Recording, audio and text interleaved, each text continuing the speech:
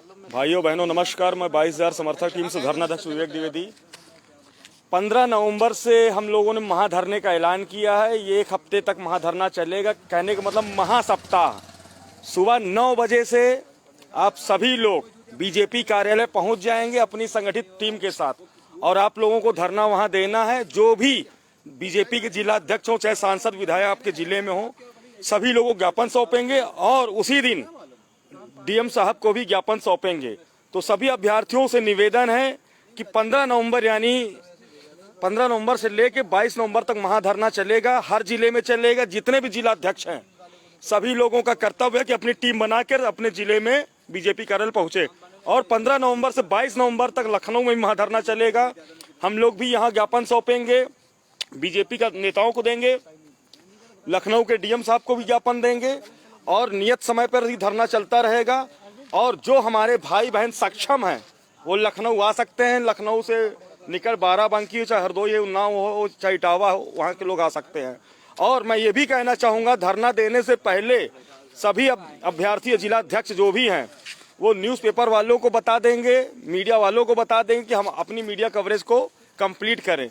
जरूरी आ गया कि हम लोग सही समय पर अब चोट करें, क्योंकि बीजेपी कार्यालय से ही धीरे धीरे मुद्दा मुख्यमंत्री आवास तक पहुंचेगा, सीधा मुख्यमंत्री तक पहुंचेगा। और हमारी जो 22,000 मुहिम की जो रणनीति है वो सही साबित होगी। और आपको यकीन दिलाते 1,37,000 की जो भी सीटें बची है, चाहे वो 22,000 हो चाहे 26,000 हो, 69,000 में जोड़ी जाएगी। योग्य अभ्यर्थियों के साथ न्याय होगा और उनकी जॉबें लगेगी।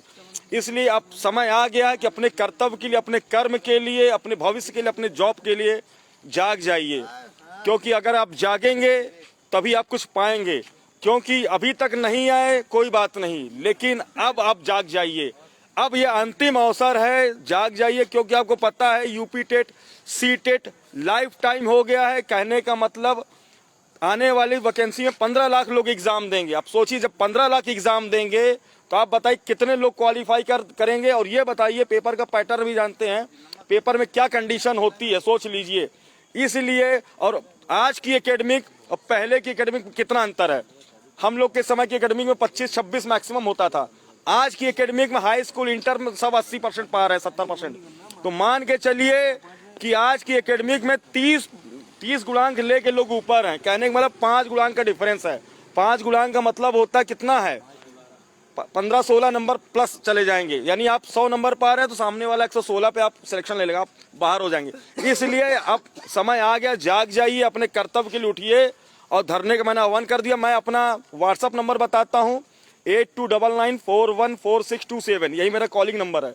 फिर से सुन लीजिए, 8299414627 ये व्हाट्सअप नंबर है, यही कॉलिंग नंबर। इससे आप प्रत्यावेदन ले सकते हैं।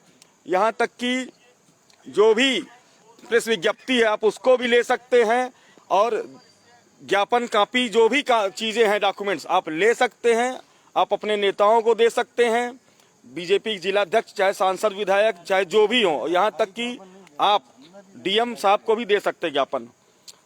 बहुत बहुत धन्यवाद। आगे की बातें हमारे अरविंद सिखरवार जी करेंगे। साथियों नमस्कार। मैं आप लोगों को 2 वक्तव्य बताना चाहता हूं। एक तो अधूरा ज्ञान खतरनाक होता है। जिस व्यक्ति को अधूरा ज्ञान होगा वो हमेशा खतरनाक होता है। इसीलिए अधूरी मेहनत और अधूरा संघर्ष भी खतरनाक होता है। अगर किसी को ज्ञान कंप्लीट होगा, समझ लेना मंजिल उसकी आसान है, और संघर्ष पूरा होगा तो उसको मंजिल मिलती है।